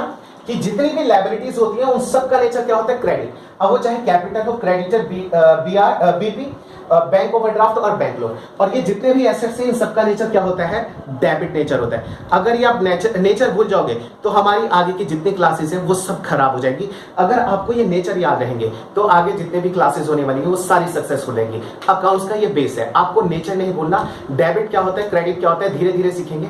फिलहाल आपको सिर्फ इतनी बात याद करनी पड़ेगी, क्या? कि एसेट्स का नेचर डेबिट, लायबिलिटीज का नेचर क्रेडिट। आई होप कि आपको इतनी बातें समझ में आ गई होगी। अब हम डिस्कस करते हैं अपने ट्रेडिंग एंड P&L अकाउंट। मैंने फाइनल अकाउंट में लिखा था P&L अकाउंट। बेटा P&L अकाउंट से पहले एक छोटा अकाउंट और बनता है जिसे हम बोलते हैं ट्रेडिंग अकाउंट। मैंने दोनों को मिक्स करके आपको चीजें अभी समझाता हूं, क्योंकि ट्रेडिंग P&L अकाउंट और ये जो बैलेंस शीट हमने बनाई है, ठीक है, जो मैंने वर्ड बोला था कि ये फाइनल अकाउंट का पार्ट होता है, तो फाइनल अकाउंट का एक पूरा अलग से चैप्टर है। और एक नहीं, इसके 2 चैप्टर्स हैं। चैप्टर नंबर 18 और 19 है टीएस ग्रेवाल सर की बुक के हिसाब से। ठीक है, तो वो चल के हम 18-19 चैप्टर में बहुत एंड में हमें पढ़ना है, 3-4 महीने के बाद बहुत इन डेप्थ समझेंगे। अभी मैं आपको इतनी चीजें समझा रहा हूं सो दैट कि हमारी चीजें आपको समझ में आने लग जाए और हम अपने वर्क को इजीली करते रहें। ठीक है, चलिए समझने की कोशिश करते हैं। Profit and loss account. बेटा याद रखना, प्रॉफिट एंड लॉस अकाउंट का फॉर्मेट हमारा ये है। इधर आता है पर्टिकुलर अमाउंट, पर्टिकुलर अमाउंट। ठीक है, अच्छा पर्टिकुलर अमाउंट, पर्टिकुलर अमाउंट याद रखना। दुनिया में आप कितने भी अकाउंट बना लो, हर अकाउंट के राइट हैंड साइड को क्रेडिट होती है और इसका लेफ्ट हैंड साइड डेबिट होता है। दुनिया का कोई भी अकाउंट बना लो, उसके राइट हैंड साइड पे डेबिट चीजें आती हैं क्रेडिट चीजें आती हैं और लेफ्ट हैंड साइड में डेबिट आते हैं। याद रखना बेटा, बैलेंस शीट हमारा कोई अकाउंट नहीं होता है, ये प्रॉपर एक स्टेटमेंट ही होती है। सिर्फ यहीं पे यहाँ पे जो चीजें आती हैं इनका नेचर क्या होता है, क्रेडिट नेचर होता है, और यहाँ पे जितनी चीजें आती हैं उसका नेचर डेबिट होता है। लेकिन अगर मैं बात करूं प्रॉफिट एंड लॉस अकाउंट की, तो याद रखना प्रॉफिट लॉस अकाउंट हो चाहे दुनिया का कोई भी अकाउंट हो, पूरे वर्ल्ड की मैं बात कर रहा हूं, दुनिया का कोई भी अकाउंट बनाओगे तो उसका लेफ्ट हैंड साइड जो होता है वो होता है डेबिट साइड और राइट हैंड साइड होता है क्रेडिट साइड। ठीक है, ये चीज आपको अभी से याद कर लेनी है। ठीक है, अब आगे समझते हैं। ट्रेडिंग एंड P&L अकाउंट के अंदर पर्टिकुलर अमाउंट, यहां पे जो राइट हैंड साइड है यहां पे आती है इनकम। ट्रेडिंग P&L अकाउंट के इस साइड में आती है इनकम, गेन और प्रॉफिट। वो कहां पे आता है, यहां पे। और इधर की तरफ आते हैं क्या, लॉसेस एंड एक्सपेंसेस। जितने भी खर्चे हैं और लॉस है वो हमारा किधर आएगा, इधर की तरफ। एग्जांपल के तौर पे एक आधे नाम देखें। P&L अकाउंट के अंदर सबसे पहले क्या आ गया, ट्रेडिंग P&L अकाउंट में सबसे पहले आ गया परचेज। हाँ जी, हम कोई चीज परचेज करेंगे तो वो हमारे लिए खर्चे का पार्ट है, उसको हमने क्या कर रखा है, यहाँ पे आ जाएगा फ्रेट। फ्रेट का मतलब क्या होता है, भाड़ा देना। हमने कोई सामान जो भी गुड्स या फिर कुछ भी हमने परचेज करा, ठीक है, तो परचेज करेंगे उस सामान को अपने पास पहुंचाने तक के लिए, गोडाउन तक के लिए हमें जो खर्चा देना पड़ेगा, दैट इज कॉल्ड फ्रेट। ठीक है, वेजेस का मतलब होता है डेली बेसिस पे कुछ लेबरों से हम वर्क करवा रहे हैं, सामान को उठाने का, लोडिंग अनलोडिंग का, उसको पेमेंट करेंगे। वेजेस वो भी हमारे लिए खर्चा है। हमारे यहाँ कई सारे वर्कर वर्क करते हैं, उनको मंथली सैलरी देते हैं, सैलरीज। रेंट पे, हमारा जो गोडाउन है या फिर हमारा जो ऑफिस है वो रेंट पे है तो उसका हम रेंट पे करते हैं, वो भी हमारे लिए खर्चा है। इंटरेस्ट पे, हमने बैंक से लोन ले रखा है और उसके ऊपर हमें इंटरेस्ट पे करना पड़ता है, खर्चा है। याद रखना ट्रेडिंग P&L अकाउंट, ट्रेडिंग को आप भूल ही जाओ, आप ट्रेडिंग आपको दिमाग में चढ़ा नहीं, आपको सिर्फ P&L अकाउंट समझना है। प्रॉफिट एंड लॉस अकाउंट का लेफ्ट हैंड साइड डेबिट होता है, दुनिया का हर अकाउंट जो होता है लेफ्ट में डेबिट होता है, और यहाँ पे आते हैं खर्चे, और इसके राइट में क्या आती है, इनकम। इनकम क्या, सेल। ठीक है, आप गुड्स सेल करोगे तो आपके लिए वो इनकम है। Second, rent receive. मान लीजिए कि आपकी खुद की अगर प्रॉपर्टी है, ठीक है, और आप उसमें काम कर रहे हो और आपने क्या करा कि खुद की प्रॉपर्टी में काम कर रहे हो प्लस एक्स्ट्रा कुछ प्रॉपर्टी है तो आपने रेंट पे चढ़ा दी है। ठीक है, तो जो रेंट रिसीव होएगा वो यहाँ पे आएगा। मैं यहाँ पे पर्सनल रेंट की बात नहीं कर रहा हूँ, ऑफिस से रिलेटेड बिल्डिंग पे जो रेंट मिल रहा है वो। कमीशन रिसीव, आपको कहीं से कमीशन रिसीव हुआ, इनकम है। इंटरेस्ट रिसीव, आपने कहीं पे पैसे इन्वेस्ट कर रखा है, आपको इंटरेस्ट मिल रहा है, वो आपके लिए इनकम है। यानी कि P&L अकाउंट याद रखना, जितनी भी इनकम है सब क्रेडिट, और जितने भी एक्सपेंडिचर्स हैं वो सब क्या हो जाएंगे, डेबिट। लॉस और एक्सपेंसेस डेबिट, इनकम गेन और प्रॉफिट क्या हो जाएंगे, हमारे क्रेडिट हो जाएंगे। इतनी चीजें आपको समझनी है। इसके बाद अब हम फाइनली अब अपने अकाउंट को समझना चलेंगे। गोल्डन रूल्स ऑफ अकाउंट क्या होते हैं और उसको हम करना स्टार्ट करेंगे कि अकाउंट्स कितने तरीके के होते हैं। फाइनली अब हमारी सारी चीजें धीरे धीरे समझ में आने लग जाएंगी, लेकिन हाँ उसके लिए ये सब चीजें आपके माइंड में होनी चाहिए। इसमें से हम, चलिए बेटा, टाइप्स ऑफ अकाउंट हमारे 3 तरीके के अकाउंट होते हैं। आपको मैं बता देता हूं, कई लोग इसे 2 तरीके के भी बोलते हैं और इवन बुक्स में भी आपको मिलेगा, उसमें लिखा होगा अकाउंट जो होते हैं ये 2 तरीके के होते हैं। तेजी से समझते हैं types of account. Types of account, account को मैंने शॉर्ट में लिखा है। एक होता है हमारा पर्सनल अकाउंट, पर्सनल अकाउंट। दूसरा होता है हमारा इम्पर्सनल अकाउंट।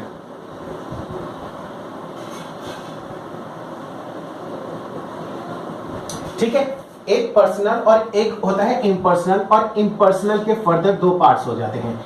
एक क्या हो जाता है, रियल अकाउंट, और दूसरा हो जाता है हमारा नॉमिनल अकाउंट। ठीक है, आई होप कि आपको ये बातें समझ में आ गई।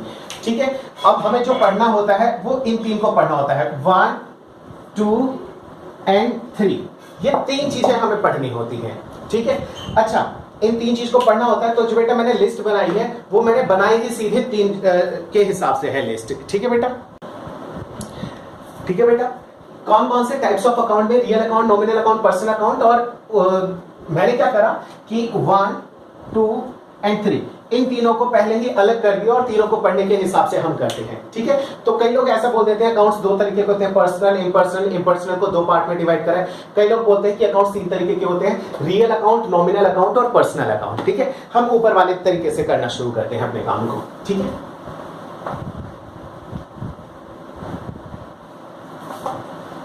चलिए अब समझते हैं कि ये क्या होता है बेटा। गोल्डन रूल्स ऑफ अकाउंट, जो गोल्डन रूल्स ऑफ अकाउंट होता है वही हम चीज ये पढ़ने जा रहे हैं। गोल्डन रूल्स ऑफ अकाउंट के हिसाब से हमारे अकाउंट 3 तरीके के होते हैं। एक होता है रियल अकाउंट, एक होता है नॉमिनल अकाउंट, एक होता है पर्सनल अकाउंट। इसके अलावा दुनिया में कोई चौथा अकाउंट नहीं होता है as per golden rules of accounting, ठीक है। अब इसी के अंदर वो सारे अकाउंट्स आ जाते हैं और इनके कुछ रूल्स बनते हैं कि किसको डेबिट करना है, किसको क्रेडिट करना है। उसके बाद हमारी सारी जर्नल एंट्रीज और पूरी अकाउंटिंग स्टार्ट हो जाती है, ठीक है। चलिए अब इसको समझते हैं और करना शुरू करते हैं। सबसे पहले हमें क्या कर देखना है, सबसे पहले हमें देखना है रियल अकाउंट। रियल अकाउंट कौन से होते हैं, तो बेटा मैं आपको बता देता हूं, ऑलरेडी हम तीनों अकाउंट पढ़ चुके हैं, ठीक है। आपने बैलेंस शीट भी अभी देखी थी और आपने P&L अकाउंट भी देखा था, ठीक है। तो आप एक काम करना, साथ के साथ सबके नोट्स बनाते रहना, सो दैट कि आपको चीजें बड़ी आसानी से समझ में आ जाएंगी। ये जो हम फर्स्ट क्लास कर रहे हैं इसके कम से कम आपको 2 या 3 बार रिपीटेशन करना होगा, सो दैट कि आपको सारी चीजें बहुत अच्छे से समझ में आ जाए और आपको बाद में फिर प्रॉब्लम उसके लिए क्रिएट ना हो। तो नोट्स बना लोगे तो एक बार में आपको खाली वहां से रिवाइज करना पड़ेगा, वरना बार बार आपको लेक्चर देखना पड़ेगा, ठीक है। चलिए समझते हैं बेटा। रियल अकाउंट हम ऑलरेडी डिस्कस कर चुके हैं। रियल अकाउंट का मतलब होता है ऑल एसेट्स, जितने भी एसेट्स हैं, all assets are real account. All assets are real account, चलो यही लिख देते हैं, all assets are real account. लेकिन हाँ, एक्सेप्ट फ्यू, कुछ को छोड़ दो, कुछ को छोड़ दो, और कुछ को आप छोड़ दोगे तो इसके अलावा जितने भी एसेट्स होते हैं वो सारे हमारे रियल अकाउंट होते हैं। उस कुछ के अंदर मैं खाली 2 को अभी काउंट करता हूं, एक तो है हमारा बैंक और दूसरा मैं कर देता हूं डेटर्स को। इसके अलावा और कौन कौन से होते हैं वो हम धीरे धीरे सीखेंगे। फिलहाल हम क्या देखते हैं कि जितने भी एसेट्स होते हैं वो सब रियल अकाउंट होते हैं एक्सेप्ट फ्यू। मैंने बैंक और डेटर का नाम लिख दिया है एग्जाम्पल में, कि बैंक और जो डेटर्स होते हैं ये हमारे क्या नहीं होते हैं, ये हमारे रियल अकाउंट नहीं होते हैं। अच्छा सर, अगर बैंक और डेटर्स हमारे रियल अकाउंट नहीं होते तो क्या होते हैं, वो हम देखेंगे, आराम से देखेंगे, तसल्ली से देखेंगे। फिलहाल बस इतना सीखो कि रियल अकाउंट होते कौन से होते हैं। बेटा जितने भी एसेट्स होते हैं वो सब हमारे रियल अकाउंट होते हैं एक्सेप्ट फ्यू। अब हमें खाली क्या पढ़ना है, रियल अकाउंट का रूल पढ़ना है। तो पहले हम तीनों अकाउंट को देखते हैं, फिर तीनों अकाउंट के रूल को देखेंगे और उसके बाद हमारे लेक्चर ओवर हो जाएगा और फिर नेक्स्ट क्लास में इसको हम यूज करना सीखेंगे कि इसको यूज कैसे करना है, ठीक है। तो सबसे पहले आ गया all assets are real account except few, example bank और डेटर। अब देखते हैं नॉमिनल अकाउंट। बेटा नॉमिनल अकाउंट आप ऑलरेडी पढ़ चुके हो। क्या होता है नॉमिनल अकाउंट, होता है ऑल एक्सपेंसेस एंड लॉसेस, जितने भी एक्सपेंसेस और लॉसेस हैं। याद है हमने P&L अकाउंट अभी बनाया था, P&L अकाउंट के डेबिट साइड में, है ना। P&L अकाउंट के यहाँ पे डेबिट साइड में हमने क्या करा था, यहाँ पे सारे खर्चों की लिस्ट बनाई थी। तो ऑल एक्सपेंस और लॉसेस, जितने भी खर्चे और लॉस हैं वो सब हमारे क्या होते हैं, नॉमिनल अकाउंट होते हैं, ठीक है। और second thing, and all income and gain, income gain या प्रॉफिट कुछ भी हो वो सब हमारे क्या होते हैं, ये सब हमारे क्या होते हैं, ये भी हमारे रियल अकाउंट होते हैं, ठीक है बेटा। यानी कि अगर कोई भी खर्चा है, कोई भी लॉस है, कोई भी इनकम है, कोई भी गेन है या कोई भी प्रॉफिट है, ये सब हमारा क्या हो जाएगा, नॉमिनल अकाउंट। अगर कोई भी आपसे कहे कि सैलरी क्या है, सैलरी एक खर्चा है यानी कि वो एक नॉमिनल अकाउंट है, ठीक है। अगर कोई आपसे कहे कैश क्या है, तो हम कैश कहेंगे कैश एक एसेट्स है और एसेट्स हमारा रियल अकाउंट है। कोई कहे बिल्डिंग क्या है, तो आप कहना कि बिल्डिंग हमारा क्या है, वो रियल अकाउंट है। क्यों, क्योंकि वो एक एसेट्स है। आई होप कि आपको ये बातें समझ में आ रही है। कोई अगर आपसे ये कहे कि हमें इनकम रिसीव हुई है, तो इनकम रिसीव हमारे लिए कौन सा अकाउंट है, रियल अकाउंट, नॉमिनल अकाउंट या पर्सनल अकाउंट, तो आप कहोगे कि वो हमारे लिए एक इनकम है और इनकम हमारे लिए क्या होता है, नॉमिनल अकाउंट होता है। चाहे अब वो रेंट रिसीव हो रहा हो, ठीक है, चाहे अब वहां से इंटरेस्ट रिसीव हो रहा हो, डिविडेंड रिसीव हो रहा हो, कमीशन रिसीव हो रहा हो, या फिर कोई हम एक्सपेंडिचर्स यानी किसी एक्सपेंसेस की पेमेंट कर रहे हो, वो सब हमारे लिए क्या हो जाता है, नॉमिनल अकाउंट होता है। आई होप कि आपको इतनी बातें समझ में आ गई हुई है, ठीक है। चलिए आगे करते हैं, कंटिन्यू। मैंने आपको बता दिया real account, all assets are real account except few, bank और डेटर्स। नॉमिनल अकाउंट, जितने भी खर्चे, लॉसेस, इनकम गेन, प्रॉफिट है, ये सब हमारे क्या होते हैं, नॉमिनल अकाउंट होते हैं। अब आते हैं पर्सनल अकाउंट। बेटा देखो, एक रूल हमें इसका पढ़ना है, एक रूल इसका पढ़ना है, एक रूल इसका पढ़ना है, लेकिन समझने के लिए पर्सनल अकाउंट को हम इसके 3 पार्ट्स कर देते हैं, ठीक है। अब देखते हैं इसके 3 पार्ट्स कौन कौन से हैं, 1, 2 एंड 3। पर्सनल अकाउंट को 3 पार्ट्स में डिवाइड करा है। पहला पार्ट होता है इसका नेचुरल पर्सनल अकाउंट। दूसरा इसका क्या होता है, दूसरा होता है आर्टिफिशियल, आर्टिफिशियल पर्सनल अकाउंट। तीसरा होता है रिप्रेजेंटेटिव,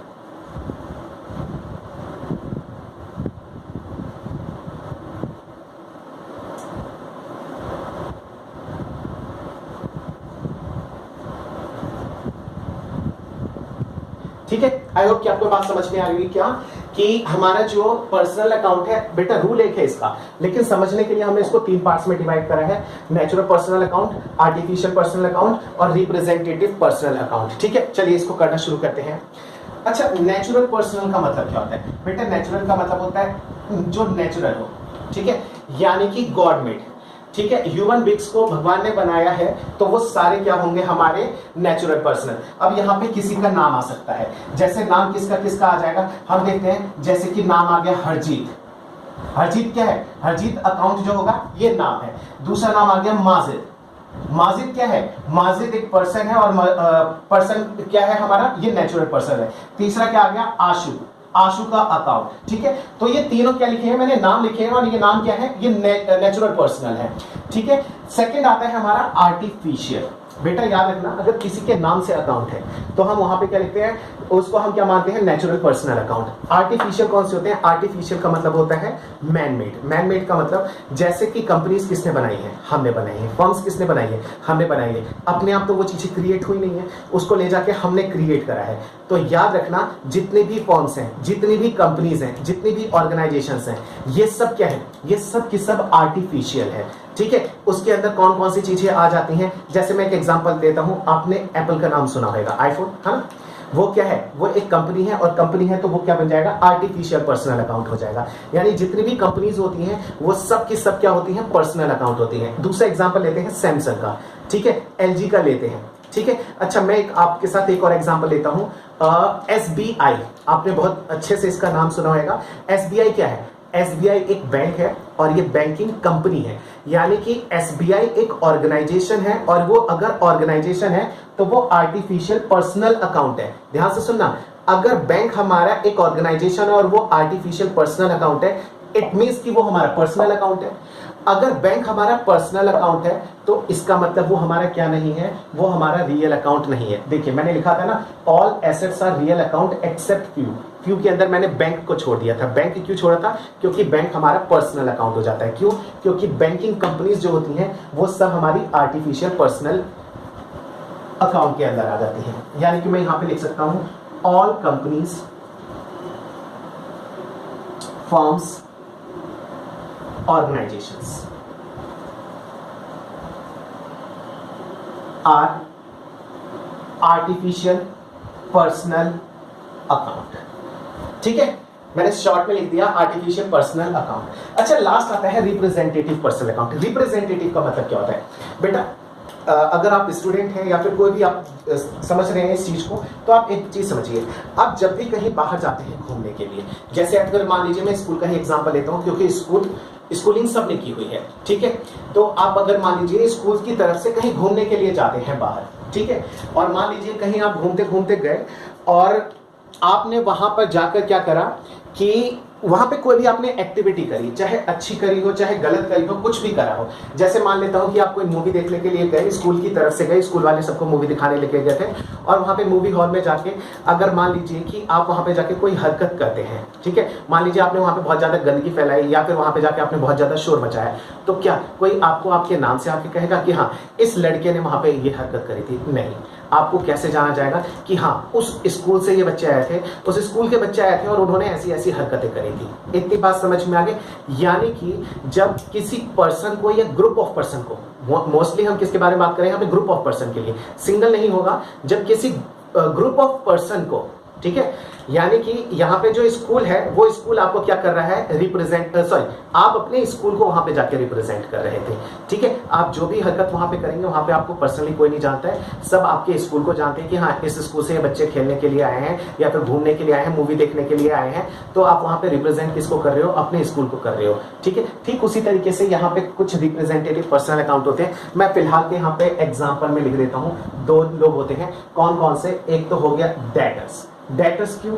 डेटर्स इसलिए, देखो मैंने एक तो यहाँ पे छोड़ा था क्योंकि जो डेटर होता है ये कोई पर्सन, अच्छा वो अकेला पर्सन नहीं होता, हमारे डेटर में पूरी लिस्ट होती है, कई सारे डेटर्स होते हैं और डेटर्स मैंने एक अलग नाम दे दिया है सारे कस्टमर्स को रिप्रेजेंट करने के लिए। डेटर किसको रिप्रेजेंट करता है? हमारे कस्टमर्स को रिप्रेजेंट करता है जिनको हमने उधार पे सेल करा है। तो डेटर्स हमारा क्या हो गया? रिप्रेजेंटेटिव पर्सनल अकाउंट हो गया। अच्छा सेकंड क्या आ जाएगा? सेकंड में एक नाम दे देता हूं आपको फिलहाल के तौर पे क्रेडिटर्स, ये भी हमारा क्या हो जाएगा? रिप्रेजेंटेटिव पर्सनल अकाउंट हो जाएगा। बेटा आई होप कि आपको अभी तक की ये सारी बातें समझ में आ गई है। आपको मैं फिर से बता देता हूं, अकाउंट्स हमारे 3 तरीके के होते हैं, रियल, नॉमिनल, पर्सनल। ऑलरेडी ये सारी चीज हम डिस्कस कर चुके हैं, ठीक है। कहां पे डिस्कस करें हैं? मैं आपको यहाँ पे शॉर्ट में लिख के दे देता हूँ। प्रॉफिट एंड लॉस अकाउंट हमने बनाया था एक, और एक हमने बैलेंस शीट बनाई थी, ठीक है। मैंने बताया कि बैलेंस शीट के एसेट्स जितने होते हैं वो सब क्या होते हैं? रियल अकाउंट, ठीक है। पी एंड एल अकाउंट, अब पी एंड एल अकाउंट की आप चाहे एक्सपेंस की बात करो चाहे इनकम की बात करो, ये दोनों ही हमारे क्या होते हैं? Nominal account. यानी कि पूरा पी एंड एल अकाउंट हमारा नॉमिनल अकाउंट होता है। हाँ जी, प्रॉफिट एंड लॉस अकाउंट हमारा नॉमिनल अकाउंट ही होता है, ठीक है। तीसरा हमारा क्या है? Personal account. बेटा यहाँ पे जितनी लायबिलिटीज होती है ना, ऑलमोस्ट सभी की सभी हमारी पर्सनल अकाउंट होती है, ठीक है। अब इसके अंदर लाइन से कुछ भी पकड़ोगे, कैपिटल मालिक को रिप्रेजेंट कर रहा है, बैंक ओवरड्राफ्ट बैंक को रिप्रेजेंट कर रहा है, क्रेडिटर्स किसको रिप्रेजेंट कर रहे हैं? हमारे रिप्रेजेंटेटिव को रिप्रेजेंट कर रहे हैं, मतलब शो कर रहे हैं, ठीक है। यानी कि जितनी भी लायबिलिटीज होती हैं वो हमारी एक तरीके से पर्सनल अकाउंट हो जाती है, ठीक है। तो ये सारी चीजें अभी हमने कवर कर ली है। अब एक लास्ट टॉपिक रह गया आज के क्लास का, वो है कि रियल अकाउंट, नॉमिनल अकाउंट और पर्सनल अकाउंट का हमारा रूल होता क्या है। अभी हमने ये समझा है कि ये अकाउंट होते क्या है, ठीक है। सबसे पहले हमने कुछ बेसिक टर्म्स देखे, हमने देखा रियल, नॉमिनल अकाउंट और पर्सनल अकाउंट किसको कहा जाता है। इतनी चीज हमें समझ में आ रही है कि रियल अकाउंट कौन से होते हैं, पर्सनल कौन से होते हैं और नॉमिनल कौन से होते हैं। अब हम समझने जा रहे हैं कि इनके रूल्स क्या है, और रूल्स को हम याद करेंगे, फिर नेक्स्ट क्लास से हम उसमें जर्नल एंट्री पास करना शुरू कर देंगे, ठीक है। अब रियल अकाउंट का रूल क्या होता है हमें यह समझना है। बेटा आप रूल्स अपने आप से बना सकते हो। रियल अकाउंट में हमने देखा था कि हम प्रॉपर्टी के बारे में पढ़ते हैं। याद रखना, या तो प्रॉपर्टी हमारे पास आएगी, ऑर्गेनाइजेशन के अंदर प्रॉपर्टी आएगी, या फिर ऑर्गेनाइजेशन से प्रॉपर्टी जाएगी। या तो प्रॉपर्टी को हम खरीदेंगे फिर, या फिर उसको हम यूज करके फिर भेज देंगे, या फिर धीरे धीरे वो कम हो जाएगी। कैसे? डेप्रिशिएट होकर या फिर यूज होकर, कैसे भी। डेप्रिशिएट का वर्ड मतलब होता है कि धीरे धीरे जब किसी चीज को हम यूज करते रहते हैं उसकी वैल्यू घटती रहती है टाइम के साथ, ठीक है। उसे हम डेप्रिशिएशन बोलते हैं। उसका एक अलग से हमें आगे चल के चैप्टर भी पढ़ना है। फिलहाल हम ये समझते हैं रियल अकाउंट का रूल क्या होता है। बेटा रियल अकाउंट का रूल ये होता है, हम यहाँ पे प्रॉपर्टी के बारे में पढ़ते हैं। प्रॉपर्टी हमारे पास आएगी या फिर प्रॉपर्टी हमारे पास से जाएगी। अगर प्रॉपर्टी हमारे पास आ रही है तो हम उसको करते हैं डेबिट, और अगर प्रॉपर्टी हमारे पास से जा रही है तो हम उसको करते हैं क्रेडिट। यानी कि हमारे यहाँ पे रूल क्या बन जाएगा? यहाँ पे रूल बन जाएगा debit what comes in organisation. Organisation के अंदर जो भी आ रहा है उसको हम क्या कर देंगे? हम उसको डेबिट कर देंगे। और credit what goes out of organisation, और ऑर्गेनाइजेशन से यानी हमारी कंपनी से जो भी बाहर जा रहा है उसको हम क्या कर देंगे? क्रेडिट कर देंगे। ये हो गया हमारा रियल अकाउंट का रूल। दूसरा आता है हमारा क्या? Nominal account. बेटा नॉमिनल अकाउंट का रूल आप लोगों को बहुत अच्छे से आता है, ठीक है। सिर्फ अभी आप बता नहीं पाओगे, आपने बहुत अच्छे से पढ़ा है रियल अकाउंट, नॉमिनल के बारे में। देखो रूल आपको अपने आप समझ में आ जाएगा। मैं यहाँ पे एक छोटा सा अकाउंट बना देता हूँ नॉमिनल अकाउंट के लिए। यहाँ आपने अभी पढ़ा था पी एंड एल अकाउंट, लिख दिया मैंने पी एंड एल अकाउंट। मैंने नॉमिनल अकाउंट में के लिए ये पढ़ा था पी एंड एल अकाउंट। आपको अच्छे से पता है इधर हमने लिखा था खर्चा, आपको अच्छे से पता है इधर मैंने लिखी थी इनकम।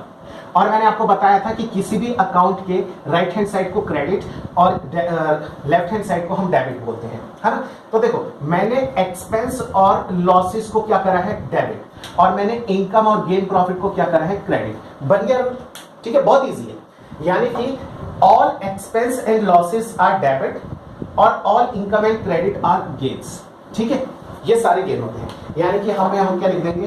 डेबिट। क्या डेबिट करना है हमें? डेबिट कर दो all expense and losses, credit कर दो ऑल इनकम एंड गेन। हो गया ऊपर। क्या? रियल अकाउंट में प्रॉपर्टी आएगी तो डेबिट, जाएगी तो क्रेडिट। नॉमिनल अकाउंट में डेबिट कर दो एक्सपेंसेस को और क्रेडिट कर दो इनकम को। इतनी बात आप लोगों को समझ में आ गई होगी। आगे करते हैं कंटिन्यू। लास्ट है हमारा क्या? Personal account. पर्सनल अकाउंट का रूल हमारा क्या हो जाता है? Personal account.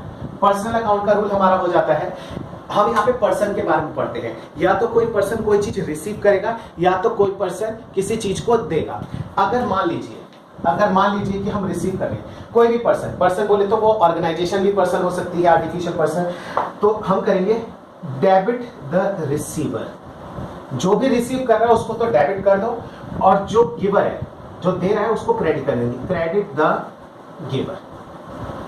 ठीक है बेटा, ये हमारे 3 रूल्स थे। ठीक है, गोल्डन रूल्स थे हमारे ये 3 अकाउंट, और 3 account real account, nominal account, personal account के, ये हमारे खाली रूल्स हैं। इन रूल्स को समझने के लिए ध्यान से सुनना समझना, इन रूल्स को समझने के लिए हम इतनी देर से ये क्लासेस कर रहे थे। ठीक है, हमने सबसे पहले क्या समझा, इस रूल को करने के लिए हमें पता होना चाहिए, क्या पता होना चाहिए, रियल अकाउंट क्या होता है, नॉमिनल अकाउंट क्या होता है, पर्सनल अकाउंट क्या होता है। तो हमने देखा रियल अकाउंट सभी एसेट्स होते हैं। अब एसेट्स क्या होता है उसके लिए हमने बैलेंस शीट पढ़ ली। ठीक है, इनकम और गेन के लिए नॉमिनल अकाउंट, P&L अकाउंट हमने देख लिया, और वो हमारे फाइनल अकाउंट होते हैं। ठीक है, आई होप कि आपको ये बातें समझ में आ गई होंगी। आप इसके प्रॉपर नोट बनाइए, आप इसको याद कीजिए, बार बार इसको लर्न कीजिए, क्योंकि पूरे अकाउंट्स में आपको सिर्फ यही यूज करना है। एक बात समझ जाइएगा कि ये जो चीजें हम पढ़ रहे हैं ये अकाउंट्स का बेस है। ठीक है, ये एक तरीके से घर की नींव है। अगर ये जितनी ज्यादा स्ट्रांग रहेगी आगे आपको चीजें उतनी ज्यादा समझ में आएंगी। ठीक है, जो भी स्टूडेंट क्लास 11th में हो उनके लिए स्पेशली मैं बता देता हूं कि अगर 2 साल, पूरे 2 साल आपको अगर मौज करनी है तो लिटरली 1 महीने आपको मेहनत करनी पड़ेगी, और उस 1 महीने के लिए 1 हफ्ते ज्यादा मेहनत करनी पड़ेगी।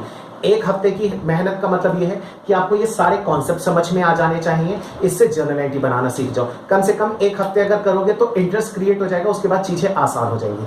फिर जब 1 महीने का मतलब ये हो गया कि जब मैं अब उसको लिंक बनाऊंगा दूसरे चैप्टर से, जब हम उसको लिंक करेंगे, जब वो आपको समझ में आ जाएगा तो उसके बाद लगभग आपका सारे कॉन्सेप्ट्स क्लियर हो जाएंगे, और उसके बाद पूरी 11th और पूरी 12th आपके लिए इजी हो जाएगी। तो अगर आप चाहते हैं कि हाँ 2 साल तक अकाउंट्स के अंदर कोई प्रॉब्लम ना आए, तो इन सभी रूल्स को आपको याद करना होगा, सारे कॉन्सेप्ट को समझना होगा, और इसको स्टार्टिंग में 2 बार 3 बार इवन 4 बार आपको कम से कम ये सारी चीजें करनी होगी। बस ये याद रखना कि बचपन में जब आप ABCD सीख रहे थे तो वो आपने एक बार में नहीं सीखी थी। आपको खुद को भी नहीं और किसी को नहीं पता होगा कि उन्होंने कम से कम 100 ऑफ टाइम से भी ज्यादा उन्होंने ट्राई करा था, और पहले D तक सीखा, फिर EFGH तक सीखा था। ठीक उसी तरीके से अकाउंटेंसी फर्स्ट टाइम आपकी लाइफ में आई है। ठीक है बेटा, नेक्स्ट लेक्चर में मिलते हैं। अब इन रूल्स को अप्लाई करके हम जर्नल एंट्री पास करना सीखेंगे। चलिए, थैंक यू।